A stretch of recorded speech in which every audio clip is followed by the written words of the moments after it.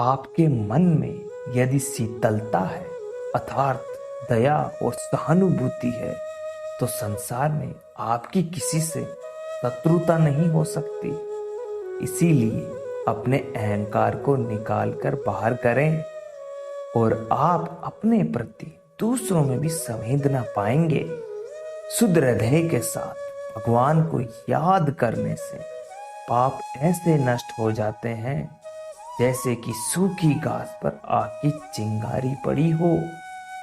जिस व्यक्ति ने परमात्मा के अमृत को चख लिया वह सारा समय उसी नशे में मस्त रहता है।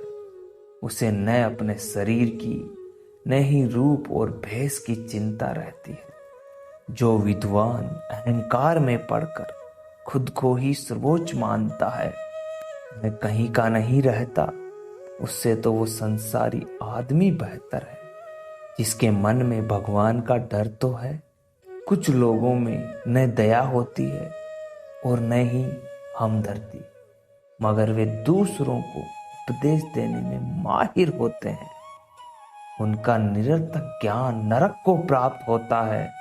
चिंता ऐसी डाकिनी काट कलेजा खाए, वेद बेचारा क्या करे कहाँ तक दवा लगाए। अर्थात चिंता एक ऐसी चोर है जो शहद चुरा लेती है। चिंता और व्याकुलता से पीड़ित व्यक्ति का कोई इस संसार में इलाज नहीं कर सकता। जिस तरह चिड़िया के चोंच भर पानी ले जाने से नदी के जल में कोई कमी नहीं आती, उसी तरह जरूरतमंद को दान देने से किसी के धन में कोई कमी नहीं आती।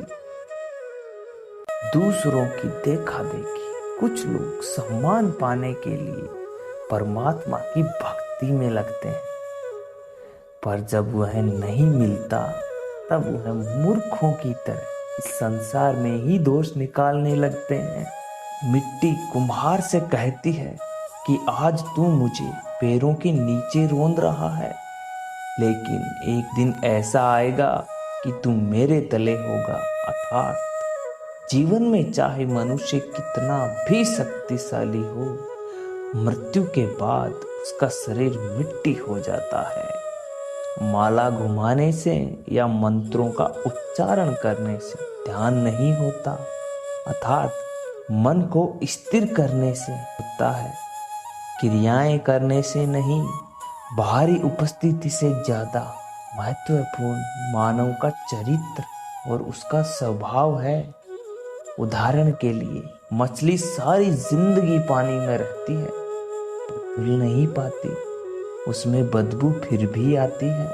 कुछ लोग बहुत पढ़ लिख कर दूसरों को उपदेश देते हैं लेकिन खुद अपनी सीख ग्रहण नहीं करते। ऐसे लोगों की पढ़ाई और ज्ञान व्यर्थ है। मनुष्य का मन एक कोए की तरह होता है जो कुछ भी उठा लेता है, लेकिन एक ज्ञानी का मन उस हंस के समान होता है जो केवल मोती ही उठाता है। कटु शब्दों और तानों से बदन में जलन की भावना होती है, जबकि मधुर शब्द सुनकर ठंडक पहुंचती है और ऐसा लगता है कि जैसे अमृत बरस रहा हो। क्या मुख ली विनती करूं, लाज आवत है मोही, तू देखत ओगुन करो, कैसे भावो तो ही। अर्थात हे भगवान, तुझसे प्रार्थना करते हुए शर्म आती है। क्या आप मेरी गलतियों और मेरे पापों के बावजूद मुझे अपना सकते हो? मेरे प्यारे मित्रों, अगर आपको ये वीडियो अच्छा लगा तो वीडियो को लाइक ज़रूर करें।